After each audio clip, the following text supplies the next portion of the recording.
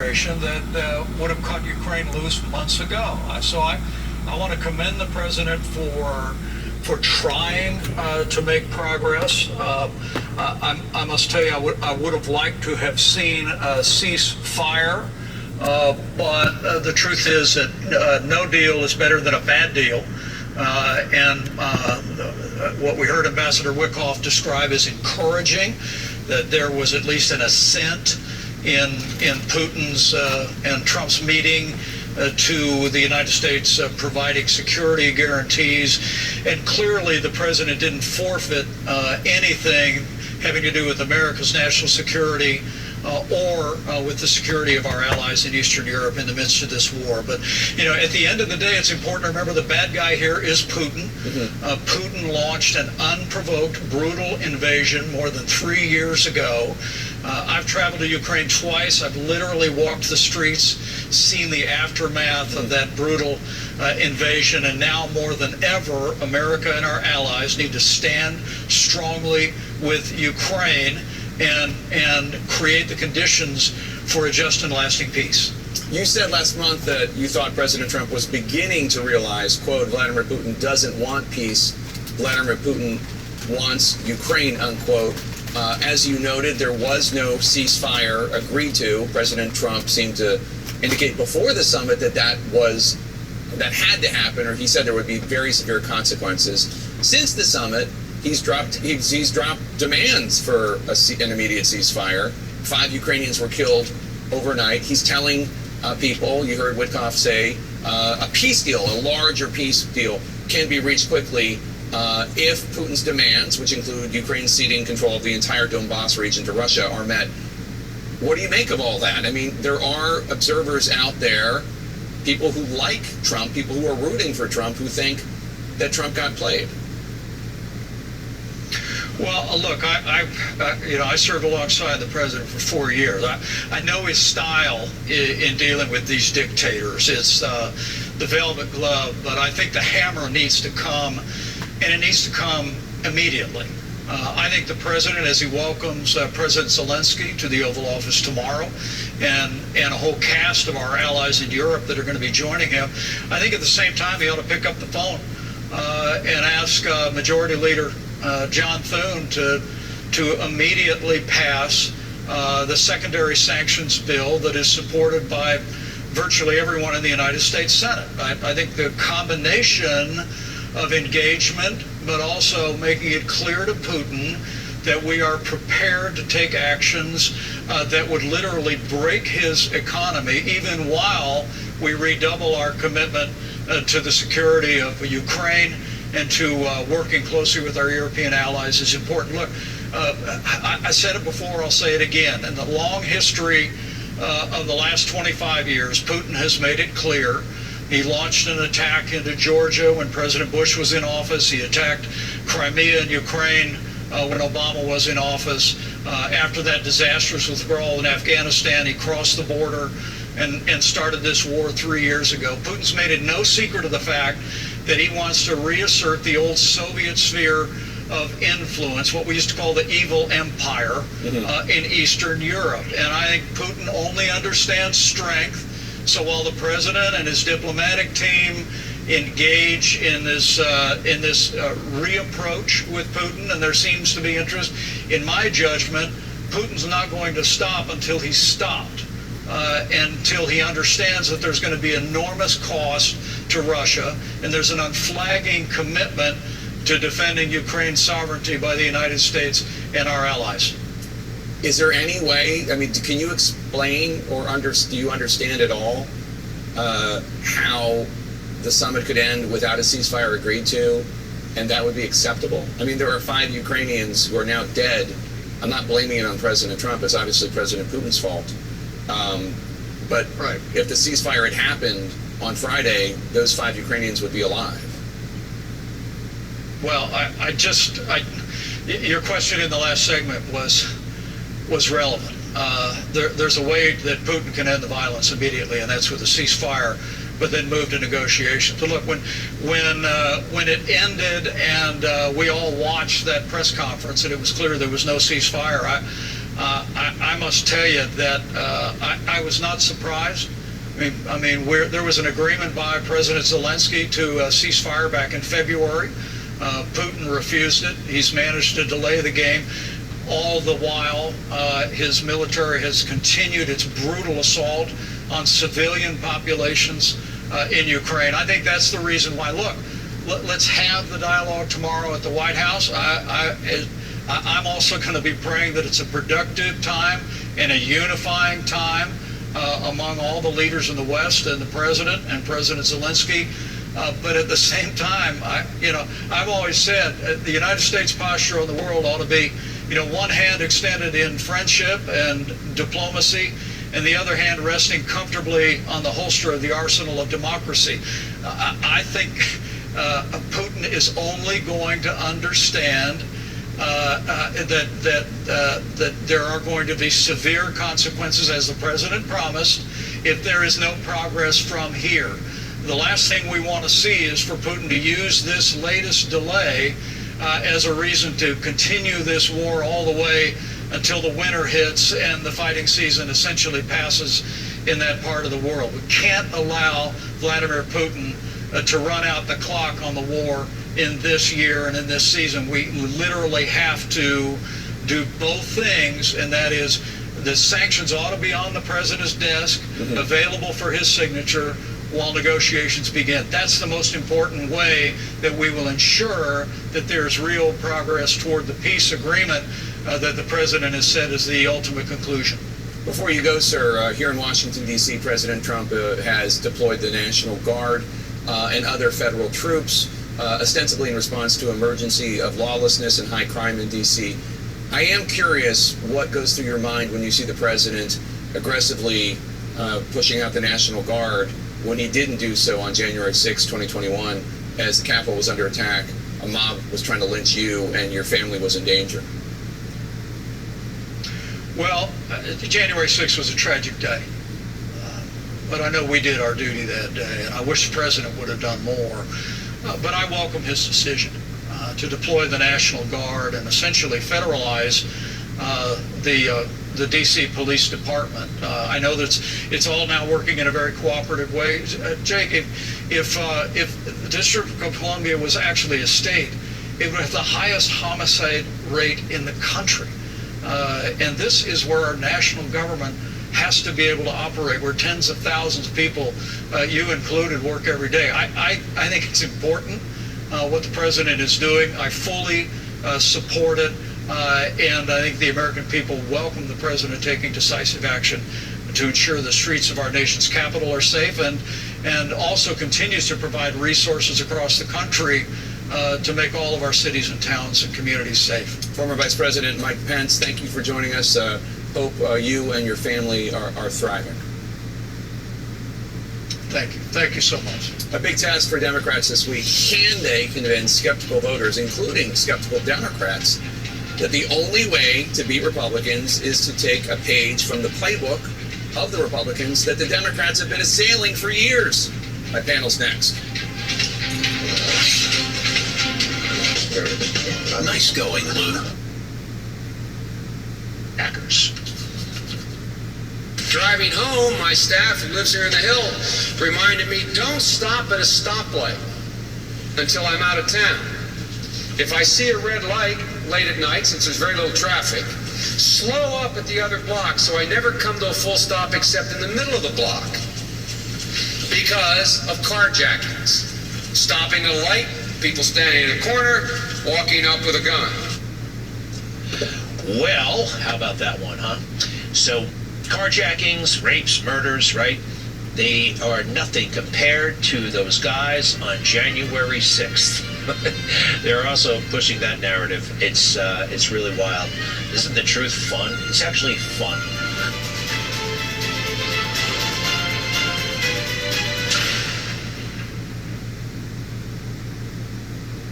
I disagree with it being fun. Especially if you're on the other end of the perspective, if you're the one that has had to watch your niece, your nephew, your cousin, your aunt, your uncle, your mother, your father, or even yourself be hijacked, robbed, taken advantage of under the influence of anti-Semitism, and how that these demons have basically attempted taking over our streets. It never should have gotten to this level. And I do commend that we are, on one hand, striving towards peace, while on the other hand, withholding giveaways by letting our adversaries know that they're not going to do this and get away with it. And as far as I'm concerned, the whole ordeal with David and Goliath, David symbolically towards being Ukraine, and Goliath being Russia, should have been stopped dead in its tracks in Biden's administration within just a few days. Now, the Russian government has already proven themselves to be inadequate whenever it comes to successfully succeeding in getting them to surrender like they hoped or felt like that they would do within a matter of days. But once more, what Biden done with the Afghanistan war, after 11 days, seeing how the Afghanistan people didn't have no backbone, that they was yeller in not standing up against the Taliban, what Biden should have done was turn the fleet back around and head back to the sandhills and finish the job. He preaches a good message. Biden preaches a good message pertaining to finish the job. Well, why didn't he finish the job? If Biden would have finished the job, I feel like that in and of itself would have been a signal to people like Putin, hey, we better leave these people alone. They're dead serious about wanting to try to bring democracy and freedom over there to the Afghanistan people, like that they have been dead set and sincere in wanting to bring democracy to other parts of the world as well. But instead, what did we do?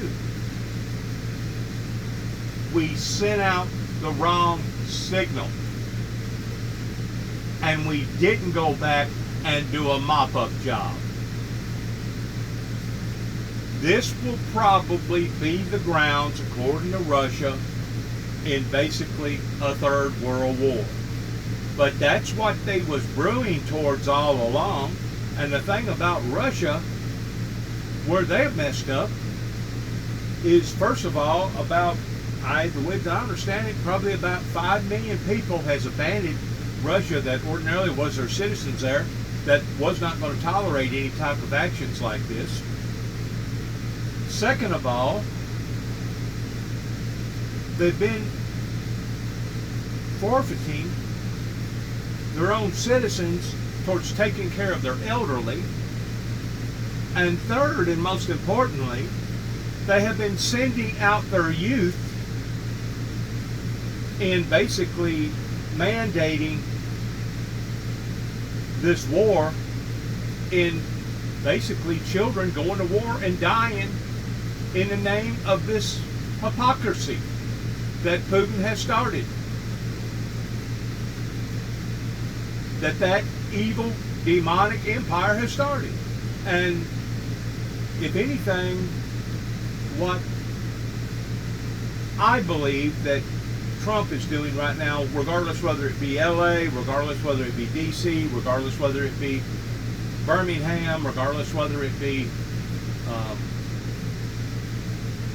places in Texas or Chicago or New York or wherever these big metropolitan cities are, that basically has turned into nothing but a wild, wild west show. He's trying to regain the stability of Big Brother in letting the citizens know that not only is Big Brother there in case of an emergency pertaining to these freaky forces of nature, that we would have something to rely upon, such as FEMA, in case all else failed. But he's also putting his foot down in trying to reestablish the powers of the federal government by telling these mayors, these governors, and these yellow-bellied, half-hearted people that has been forfeiting the safety of the American people by allowing for this stuff to get this far out of hand to begin with. It is absolutely asinizing in what that the American people has experienced and seen for the past few years, all because of a group of people that thought that it was all right to let Tom, Dick, and Harry come over here, not knowing who Tom, Dick, and Harry was. Subsidize it. We can be funding research that's more on the cutting edge and funding research that otherwise does not get funding from Wall Street. On a personal level And literally, Trump acknowledged Russia as a superpower. Now, I mention this because the Crimea example you mentioned is what kicked Russia out of the elite group of global economic powers. The G8 became the G7. And now Trump has elevated Russia back to this status of equal with all of the democratic powers, and to the point now where the United States has accepted a war criminal into the country, is not doing any more sanctions, and is not holding Putin accountable for the invasion. That is the key thing. All of this started because Putin decided to invade a sovereign European in country. 2014, when he invaded Crimea, would we be here right now if Obama had stopped him? Yes, because Russian imperial ambitions have not changed. The great irony has been. The great irony of the Crimea example is Barack Obama made sure that Russia was simply a barren country with a nuclear weapon and maybe a gas pump. Like, that was it. And now, because you lifted sanctions, because you're weak on this thug, because you're weak on this war criminal, and you can't, I mean, not you, but the President of the United States can't even call him that. I mean, we have to call a spade and be able to dictate who and what Vladimir Putin is, and Donald Trump's afraid to do that. So let's move on, just because we have so much to discuss. There's this redistricting battle, very intense between Democrats and Republicans. In California, Governor Gavin Newsom, a Democrat, unveiled new California maps to counter the redistricting going on in Texas that will ultimately likely create 5 new Republican seats. Let's play a little bit of what Newsom had to say. They want to rig these elections, and they want the power that gerrymandering provides, because they know what Donald Trump knows. He's going to lose the midterms. Wake up, America. This is a serious moment. What do you think? Well, first off, these 5 seats that are proposed in Texas, 4 of them are majority Hispanic seats. Democrats are saying we can't win Hispanic seats, don't draw Hispanic seats. That's point number 1. Point number 2 is Texas is currently less productive relative to its whole overall vote than California and Illinois are. Currently, in Illinois, Democrats get maybe 56, 57%. They're cutting it off at the chase in the very thing that I talked about a few years ago, that if you allow for 1 million illegals to come to America in the year 2025, just using this as a hypothetical, do you really think that by the year 2030 that there's only going to be 1 million illegals here if you stop every individual at the border? No. They're going to increase. They're going to multiply. And instead of having 1 million, you're going to have more like 1,100,000, because they're going to have babies. Well, if you get enough of them over here, because of the numbers game, the way that our system is set up, the next thing you know, they'll be telling us what to do versus us telling them what to do. I don't know why that this has got in the shape that it's in, other than going back into the original era of the Reagan era and the Bush era, that was not addressed properly not just to the superpowers, but also to the American people pertaining to the church world, pertaining to biblical Bible prophecy. And now, we're basically in behind the 8 ball. And now, even our children and our children's children that didn't have nothing to do with these decisions are now being affected in a very, very negative way pertaining to seeing all the crime and seeing all the hostility and seeing what's actually occurring. So, is the Bible and has the Bible misled us? No. Absolutely not. And the reason why I say that is because the Christian people hold the cards. It ain't America cards, it ain't Russia cards, it ain't China cards. It's the Christian people and God that holds the cards. And the bottom line is this: even though things have been delayed by using these delay tactics, I still believe that we're right here in the face of reformment in seeing this great nation turn back to God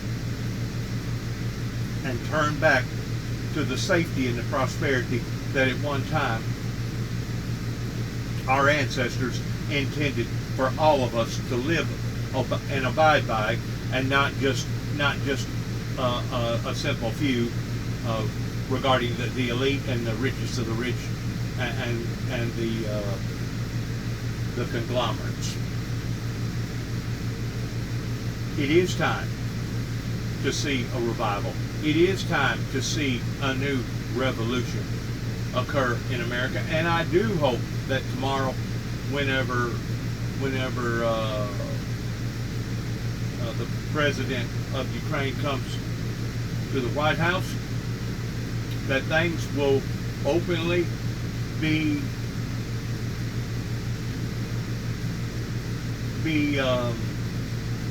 I'm looking for a word right now, bear with me.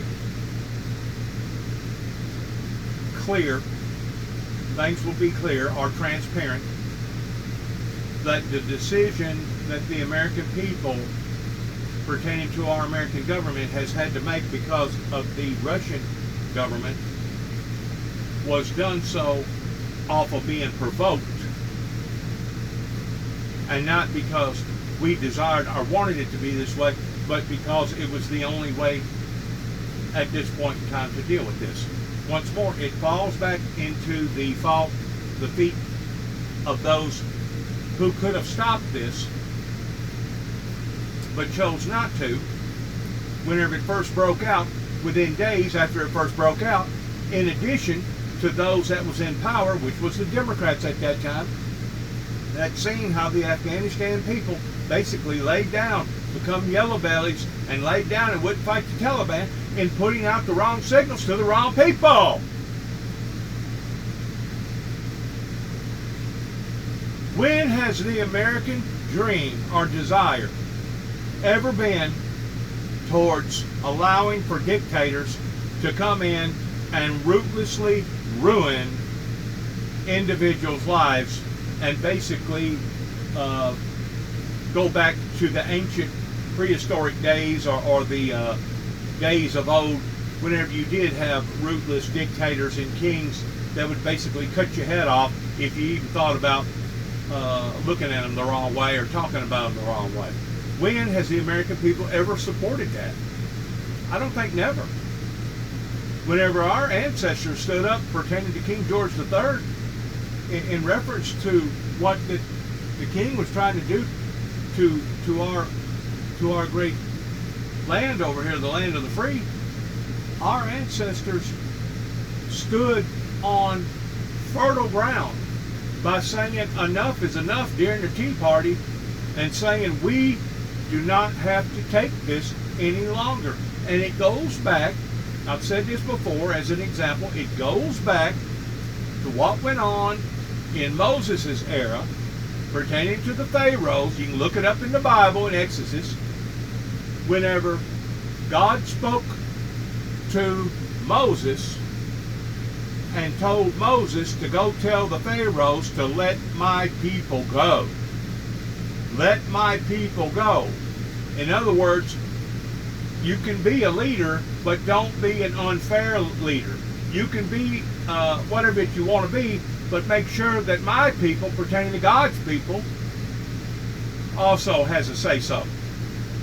And whenever you have evil dictators such as Putin, such as the Taliban, such as Hamas, that wants to basically confine people's wills, then you're breaking the American stance in what our ancestors intended for this great nation to be all along.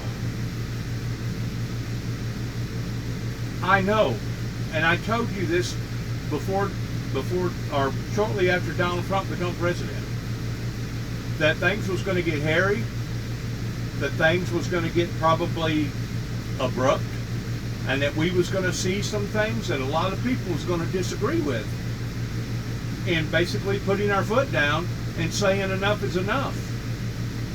You know, you can go to Memphis, Tennessee right now, in the middle of broad daylight, being in line in McDonald's or Burger King or any type of fast food, and your substance of being hemmed in, of not being able to go nowhere because there'll be a car in front of you and a car behind you, so you can't run over them, you can't, basically escape, you're basically captured.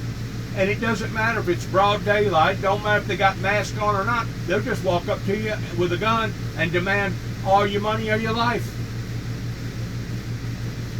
Unless you have been victimized this way, in which I have. I got robbed down in Memphis at Bill Street in 1990, whenever I was down there passing out Bible literature and trying to reform the people. I got blatantly robbed in the middle of the night by 3 black people. I have no idea who they was. I did fill out a report on it. The only thing that saved me was God and the fact that I had a watch that played music, and while they was hustling me down on the ground with all 3 of them, basically hit me from behind. My watch started beeping, and they thought that I was the fuzz, and they started running after that they got my billfold. Did I get any recourse of getting my billfold back or any of my credentials? No. I had to reapply for all that stuff. Had to reapply, had to shut down all my banking cards, had to do a lot of unnecessary stuff, and fortunately I didn't get injured badly, but I'm sure if I would have resisted hard enough, long enough, that the repercussions of that would have been totally different than what it was. And like I said, fortunately my watch did have a beeper system on it, but it was, I think it was my alarm or something that went off, but it made them think that I was the fuzz, and they run as fast as they could towards getting away from it. So I have been robbed. I have been victimized this way. And today we're seeing this occurring all over this great nation, and that's not what law and order is supposed to be about. It's not supposed to be about sitting and watching a retail store have 25, 30, maybe 50 people run into it towards snatch and grab and walk out with basically $1 million, $2 million, maybe $3 or $4 million worth of merchandise, and now where's all the people that stole all the merchandise at? They're gone. They're gone. Our laws has gotten so strict,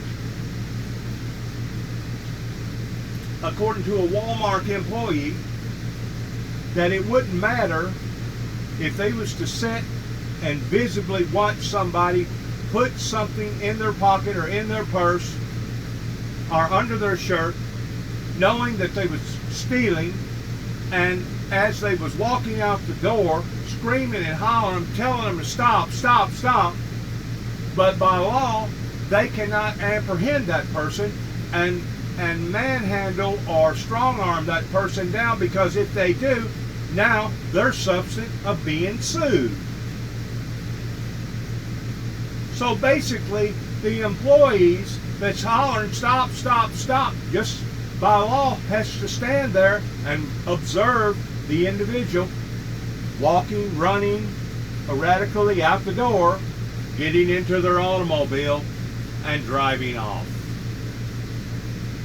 When has our laws been so lame to the degree that we can't even protect our own assets pertaining to those protecting their castle? There really is a castle law in most states, to the degree that you do have a right to protect yourself, and you do have a right to protect your assets in your home pertaining to your castle. Especially if they have broken into your castle, and you know if somebody's cold-hearted enough to break into your castle, do they care whether or not they're going to implement harm and hurt, or maybe even death, to an individual that's in that castle that tries to stop them from doing whatever that they want to do to the castle? No.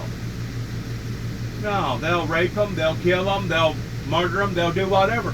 When has our laws in America become so lame to the degree that we are no longer eligible, I'm going to use that word, eligible, to protect not only ourselves, but to protect our assets? Never. Just like we have never sat idly by and allowed for some dictator, regardless whether it's Hamas, regardless whether it's President Putin, regardless whether it's somebody over in Honduras or in another third world country, banana third world country. When have we sat idly by and just let the bigger guns or the bullies take over our lives? Never. Never has the American people done that. And basically my brother and I had to become the community whipping post down here at 291 Thompson Road, Sharon, Tennessee, zip code 38255, to the degree that we could not rely upon various voted in representatives that was supposed to be representing us and supposed to have been protecting us, especially after we had tried endless amount of times going before the courts, hiring attorneys, and trying to get something done the way that they was agitating and aggravating and terrorizing our lives down here.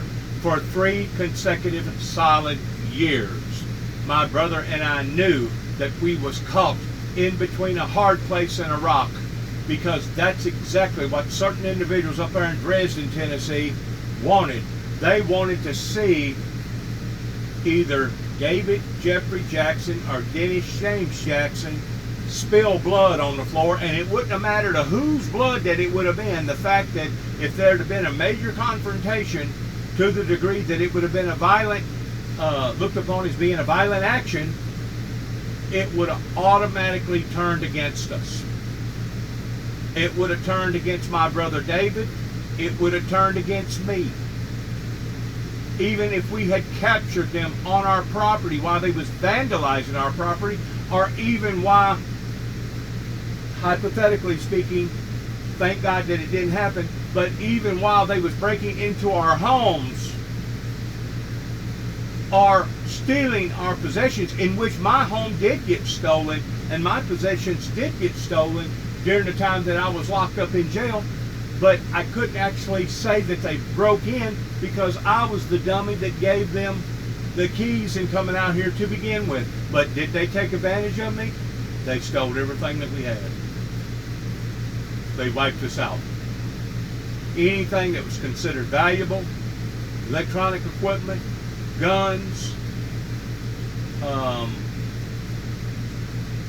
tools, yard equipment pertaining to lawnmowers and weed eaters, gone. Wiped us out.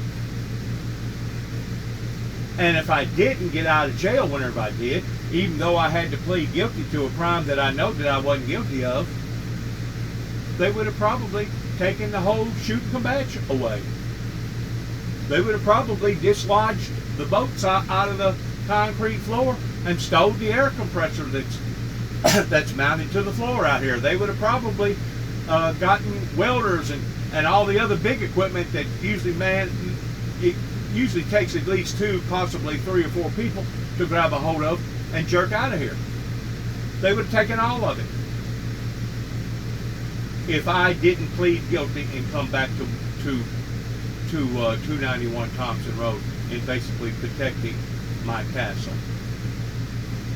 And even by me coming back, pleading guilty to a charge that I never should have pleaded guilty to, they was still terrorizing our lives down here, to the degree that whenever I had a camper parked up here at Humphreys County in Pebble Island, right off from the Tennessee River, or right off from one of the rivers up there, they basically still come down here and vandalize our property again. That's whenever they cut down the Windmill Ministry sign. That's whenever they took the piece off of the cross and just basically annihilated it. I still got the pieces to the sign because the sign was made out of metal. I haven't thrown the pieces away. They tore up 2 nice rocking chairs. They tore up the Purple Heart memorial sign that me and my brother had made up for my dad because he was a Purple Heart veteran in World War II. They tore it up. I still got it. And tore up the mailbox. And God only knows what else that they probably done that I don't even know that they done. And they done all that while I was gone. Up once more, trying to get away from all the BS that was going on down here in Weakley County. I thought maybe if I went up or went over 2 or 3 counties, over in the Humphreys County on the other side of Benton County, which is on the other side of Carroll County, that maybe I could get away from the static. Well, it didn't matter if I was away or not. They were still going to torment and terrorize our lives, even though my brother had recently died, even though I went to jail, even though I had to plead guilty to a charge that I shouldn't have pleaded guilty to, even though I wasn't nowhere around, they were still terrorizing our lives. In addition to during the time that I was up in Humphreys County, while I had my camper up at Pebble Island, because it stayed up there for a whole year, this little coachman trailer out here, I had it up there, enjoying myself, what little bit of enjoyment that I could find. Basically, I walked into a doomsday prepping station in Waverly, Tennessee, in Humphreys County, and got to discussing some of the things that had occurred in my life. Never purchased not one knife, never purchased not none of his MPs, never purchased none of his stuff that he had in there pertaining to doomsday preppers getting ready for basically the sky to fall. Never purchased not one thing, and maybe that's the reason why the guy got mad at me and made a telephone call, and then somebody made another telephone call, and the next thing you know, that Monday, after me coming back home on a Sunday, my probation officer comes out here with a deputy and with her supervisor. And you keep in mind, if I'm telling this stuff inaccurately, then they could actually come at me towards getting me for making up stuff. Basically, defamation. They can't come after me for defamation. You know why? Because the things that I'm talking about actually happened. She comes out here making demands, telling me that obviously I had said something that alerted somebody in Humphreys County, and this was in 2018, about a year after my brother had passed away, me thinking that I was going to escape all this stuff. Matter of fact, it hadn't even been a full year of my brother's death. It was still kind of in the winter months.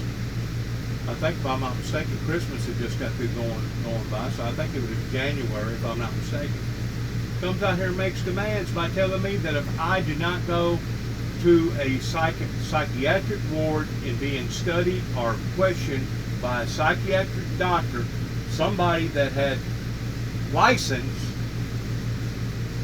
of making a commitment that I was all right towards changing the liability over from the courts over to the medical industry, even though there wasn't never no charges placed upon my life in Waverly, even though I hadn't even so much as gotten a speeding ticket in Waverly, Tennessee, the county of the town of Waverly in Humphreys County, even though there wasn't no type of official charges brought up into my life, because I hadn't done nothing. All I did was walk into this place and started telling them a little bit about my story, and the next thing you know, I'm being threatened that if I don't go to a doctor, it will be looked upon as being a violation of my probation, and I would be standing back in front of the state federal judge here in Weakley County. Now, you can't tell me that these damn people all along didn't want me buried to begin with by trying to put me away that way.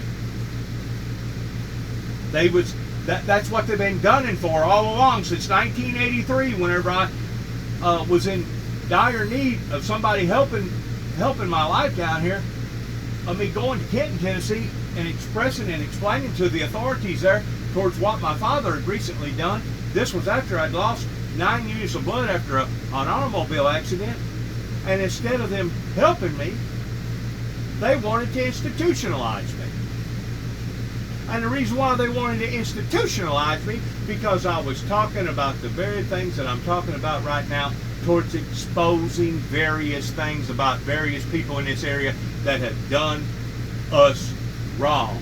And whenever I say us, I'm covering the blanket over all of it, pertaining to how that various people never did stand in our corners towards making a telephone call, even secretly, to the right authorities during the time that we was being abused down here.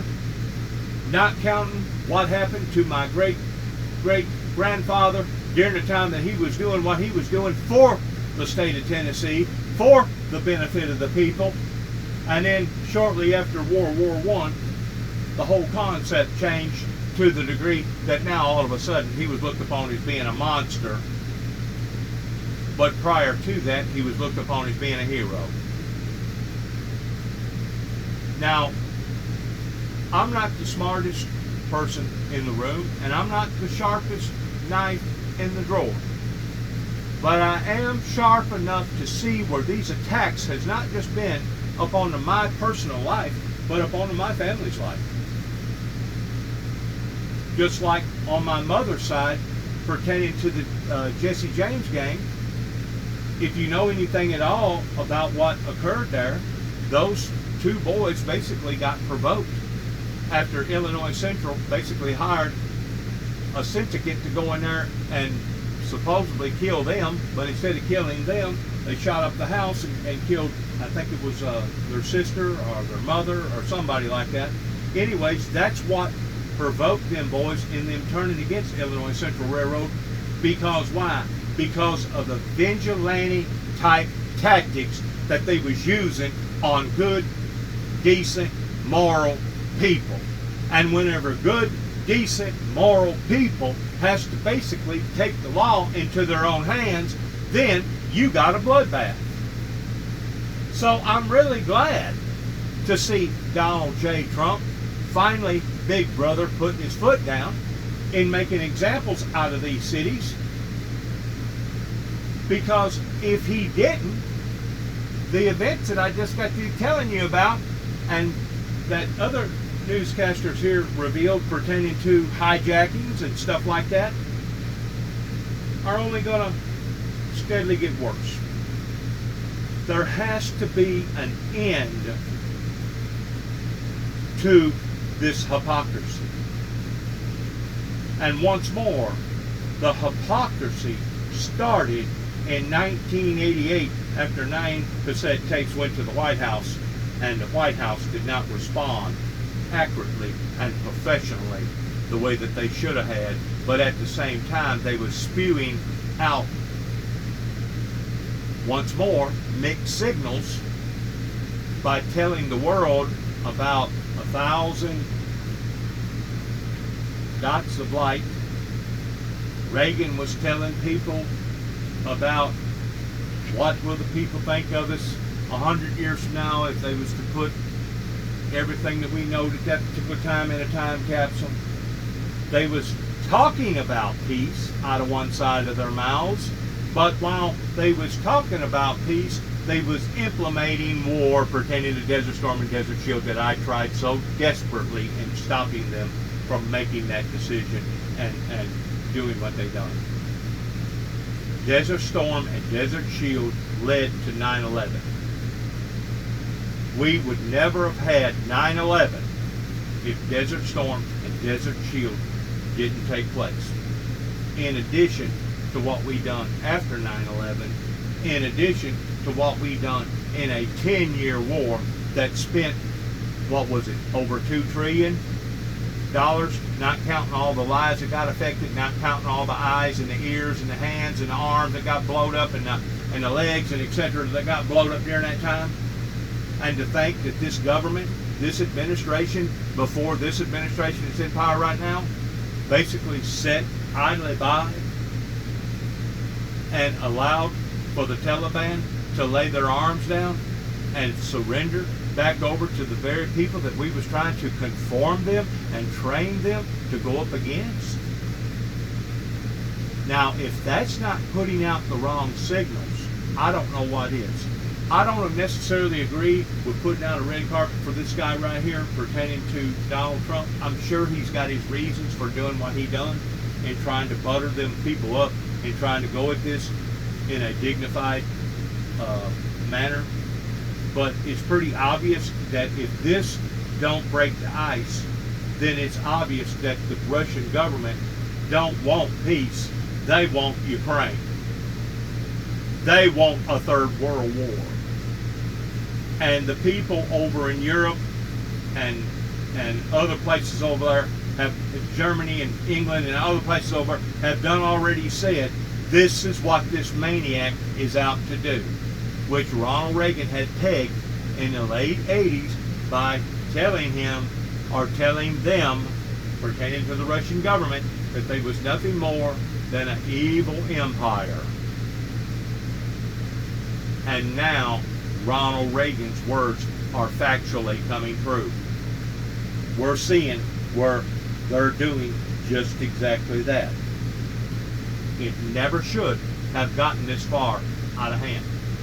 And there'll be certain people right here in Northwest Tennessee, within a 10-county line area, including up in Kentucky, that I will personally hold responsible one day whenever we stand in the day of judgment, and I'm gonna voice my opinion to the Almighty, and I'm gonna explain to the Almighty, I'm gonna say, this is what happened, or this is what shouldn't have happened that did happen, or this is what didn't happen that should have happened, either or. I'm going to explain my case to my Heavenly Father very, very clearly, and all these people that has come up against our family's names.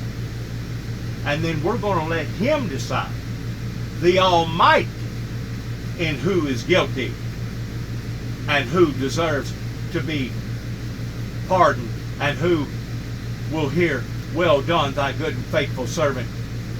Come, you have been faithful over a few things, I will make thee ruler over many things. We will hear Him say the true righteous judgment coming from the righteous God Almighty. Like I said, I've never seen this country go backwards the way that it has in the past 30 plus years. And someone may say, well, if you're supposed to be a preacher, if you're supposed to be a man of God, if you're supposed to be a teacher pertaining to the Bible, if you're supposed to be a theologian or a prophet of God, how come you continue to keep dibbling-dabbling around in voicing your opinion about political affairs?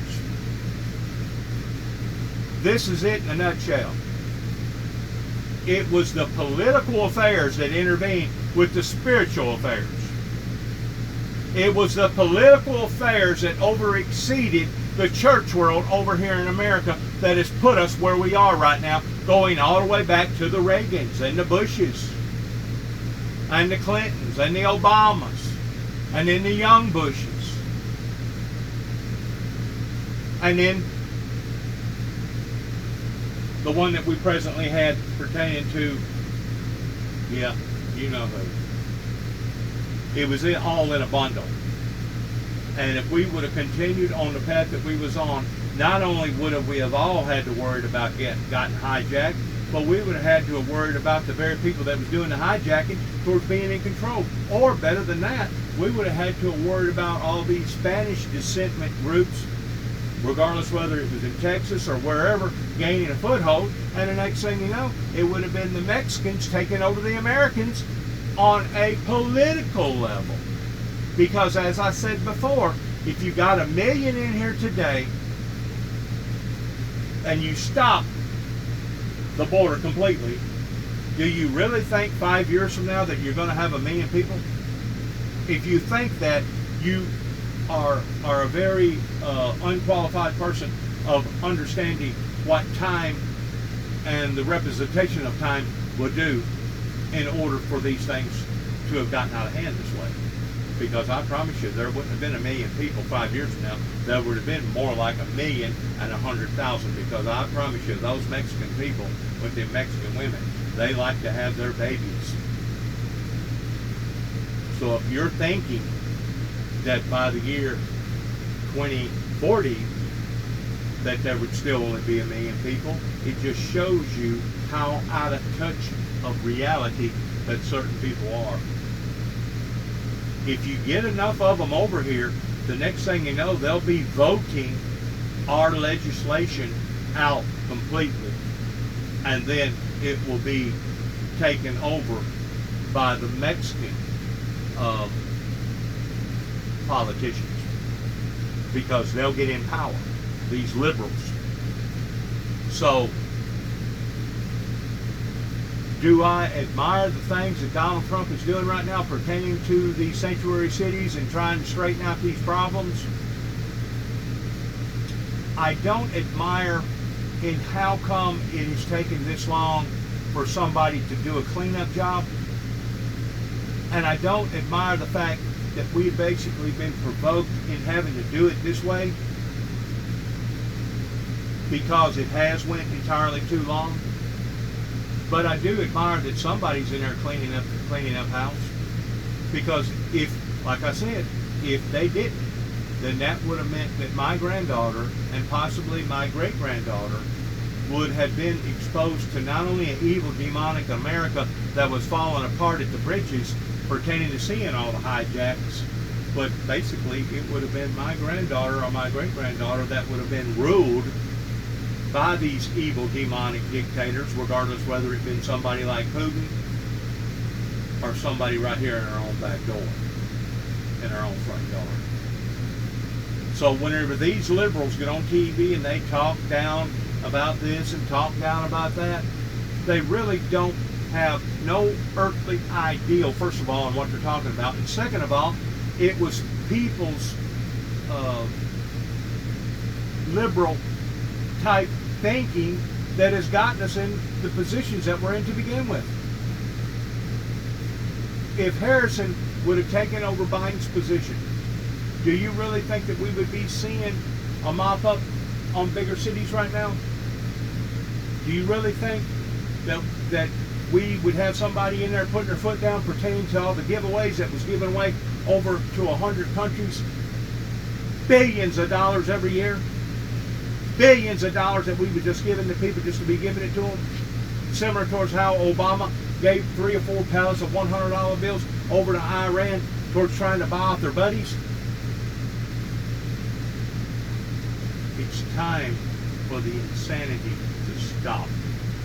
And it's time for our laws to become stricken to the degree that the true criminals go to jail for the crimes that they commit.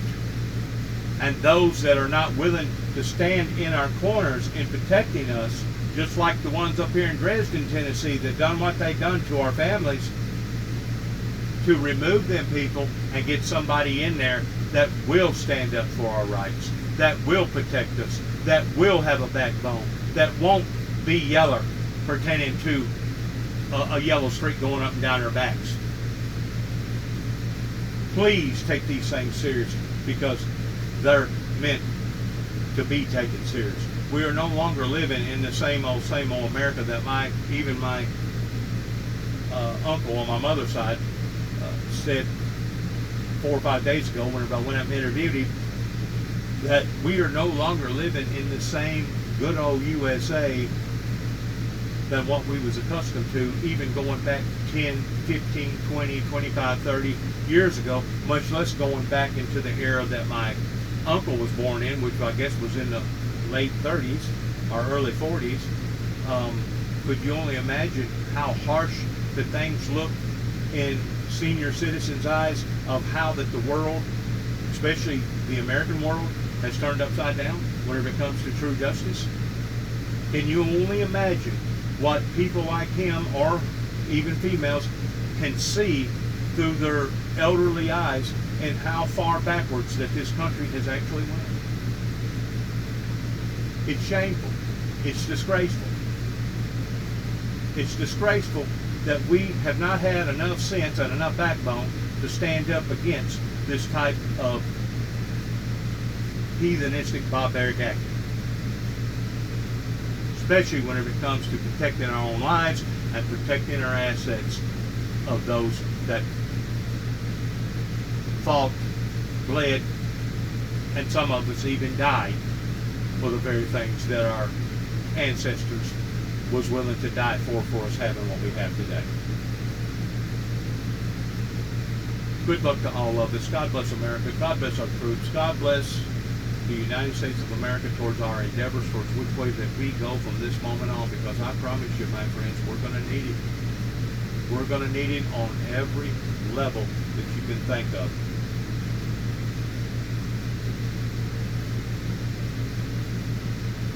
Shalom. And may God have mercy on us all.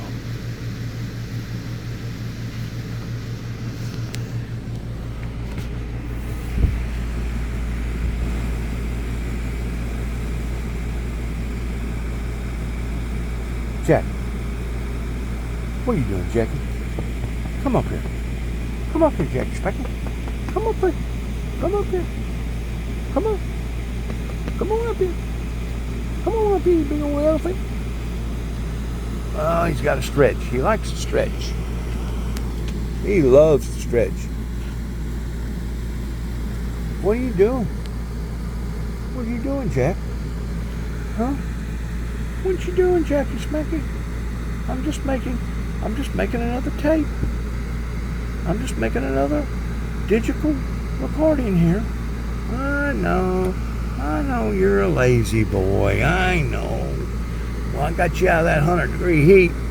Yeah. Ain't no need of you being out there in that 100-degree heat. Get in here where it's cooler. Take care of yourself, boy. Yeah. Heck yeah, you got it made. You know you got it made. You know you got it made. You know you got it made. Jackie Schmacky got it made. God bless America and shalom.